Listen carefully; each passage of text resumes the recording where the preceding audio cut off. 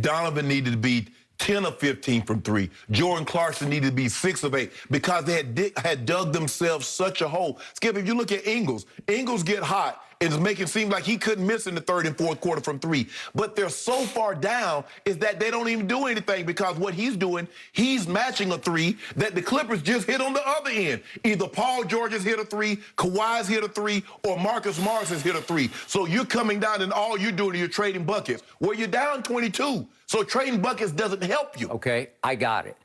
Bigger picture, obviously, my team wanted this game more than your team wanted this game. I agree with that. And your team led the NBA in rebounding, and last night it got out-rebounded again. It was 44-39. So the clip, that's just want to. That's just desire. That's guts. Well, the thing is, Skip, is that when they get Rudy out of the game, now they play Derek Favors. And Derek Favors is, he's had it rough. And Kawhi made sure that he started out with... Could we see that just for posterity's sake? Could we just remind everybody what Kawhi did to Derek Favors? Is he still with us? Is that not the dunk of the playoffs? It might be the dunk of the whole year. That's definitely the dunk of the playoffs. Yeah, it's the dunk of the playoffs. And poor Derek Favors did they need a body bag for him after this? He body bag. He got him. He got him good. He got him. He got him good. I can't even say it. I was like, damn. And he from the crib, too. He from Georgia. I don't know you come back after that one, Cole. That's late second quarter. And then if I could see one other thing that happened. And the mere fact that Kawhi, you see what Kawhi did? Kawhi, I'm like, hold on. Kawhi, you a cyborg. You ain't supposed to show no emotion. Kawhi, like, yeah, take that with you. Yeah, he did. Way to go. So the guy who shows the most Clipper emotion was completely out of the rotation for a while, and all of a sudden last night he was back in with great guns blazing. He was. And his name is Patrick Beverley, and he was at his best or worst, annoying and agitating and getting under Donovan Mitchell's skin. And if we could see what Patrick Beverley did at the end of the half, this is right, that last shot, he takes it out of his hand, and then he gets him again. From behind, he blocked him clean. 2 blocks. He did. That was great. He had 4 blocks for the game, which is incredible for a 6-foot guy. Got him twice. Got him twice. That was a message sent to me. That's his specialty. That's what he does. That's his special. I mean, he was on his game last night. Skip, but I'm looking at the rundown now. I don't see one RR on it. The playoff guy. He's way down there, gone. I know. I don't see him on the list. He didn't even dress. I don't see him on the Skip. He did not dress last night. Skip. Rajon Rondo, playoff Rondo. They put him on mothballs. I mean, literally on mothballs, because he didn't even see the light of play. I got to believe something is amiss. I got to believe he is making internal waves. And Ty said, okay, why don't you just watch from home then, right? Skip, you know this was coming, Skip. You know how he is. I know how he is, and I know how he's been, and I still thought he was going to be the missing ingredient. And here's the truth of what happened. If we can get to then the bottom line, the last few minutes of this game, when it did get all the way down to 10, Ramona Shelburne wrote a good piece on ESPN, a great piece actually, on ESPN.com yesterday about how Chauncey Billups is trying to turn, of all people, Paul George into the point guard for the Clippers. Because he's got the gift. He can see it and feel it and distribute it at 6 feet, 8 inches tall.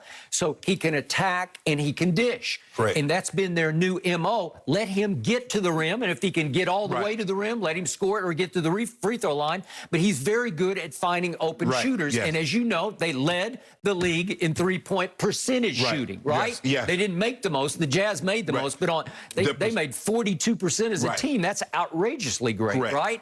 And obviously they set the all-time record for free throw shooting, so this team can flat out shoot it, and he can distribute it. Yeah, but you allow it, even though they don't make the most, but you keep allowing them to make 16, 19 at the percentage, and with their shoot, you're going to have your hands full trying to beat them. Your hands full. So the point is, the reason Rondo fell out of the rotation and then completely off the bench and out of sight was because Paul George has become the point guard of the basketball team. So they tried Rondo. Remember, they tried to close game 1 with Rondo, and it fell all apart. And they had issues against Dallas trying to close with Rondo. And remember, he and Kawhi got into it. And remember, it was Kawhi in Game 6 and Game 7 that ran the point and closed the deal. Okay, so who closed the deal last night?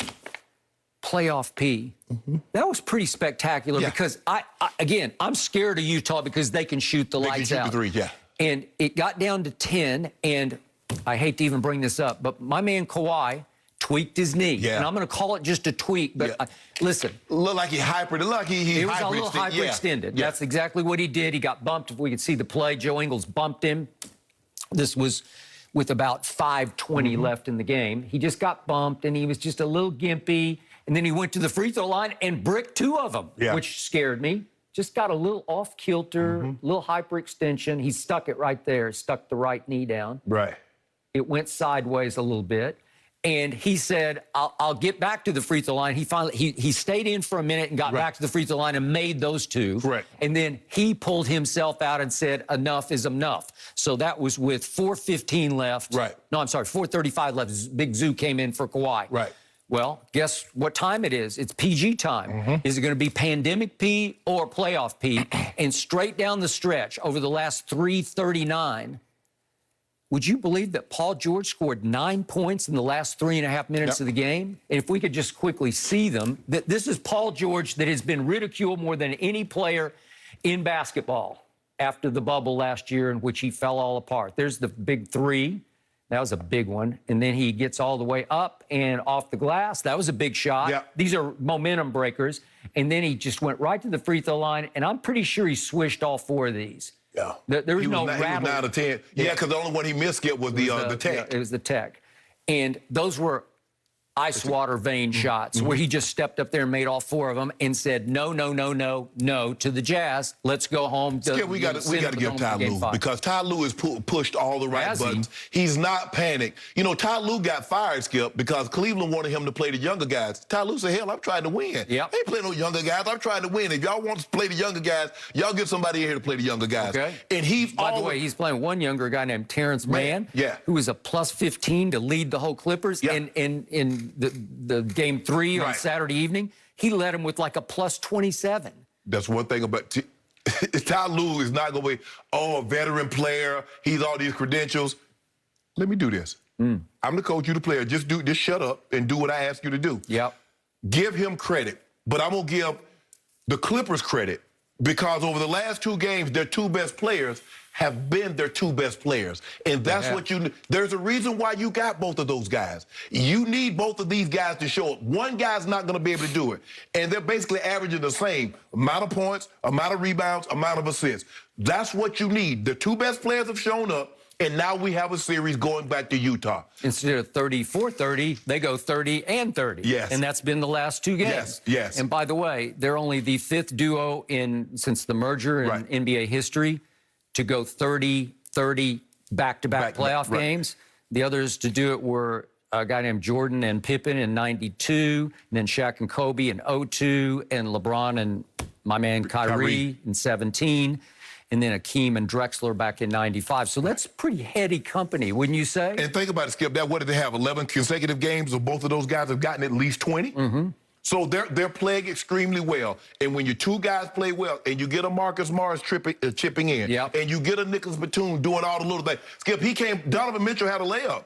Nicholas Batum came out of nowhere. I didn't even know. I'm like, well, who the hell did that? He got him. And he blocked it. He's got like stretchy arms, like he doesn't look that tall, and then his arm goes like twice. He doesn't look like he's moving that fast. He's like he's just skirting along, and then all of a sudden he shows up out of nowhere. He's their glue guy. Skip, I'll give him credit. I ain't gonna take anything away from the Clippers. They played well. They did what they were supposed to do. They held serve at home. But Utah is a different animal. You know that. 18,000. They will get the Jazz will get off to a better start than what they've gotten off the last 2 games. Yep. And I think it's the strongest home court advantage in basketball. Especially now because they're the only one that have sellout crowd. They got sellout. And it is nuts in there. It is an insane It's the only show in town, Skip. Okay, so to wrap this up, you know my issues, my history with Kawhi Leonard dating back to my Spurs days. He quit on my Spurs, and he had some kind of thigh bruise, and he said it was tendinosis. I don't know what it was. But he quit his way out of San Antonio. Way to go. And you got to Toronto, and you won a championship, and now you got to the Clippers, and I forgive, I don't forget. Right. And right now I can't forget because once you tweak a knee and check yourself out of the game. Is it the same knee that he hurt, that he had to... I can't keep up with him. He's had both. And they say he's got arthritic knees. But, Skip, you remember even in Toronto, in the playoff, that knee bothered him sometimes, and they don't know how much longer Kawhi's going to be able to play. I don't see a situation, unless it's something that's going to require surgery, Kawhi coming out. He's going to fight through this. Okay, I don't know. He's too close, Skip. Hey, I've been around too long with him. When it comes to pain threshold, we're going to talk about Joel Embiid and pain threshold in just a moment, but Kawhi just listens to his body, and if his body's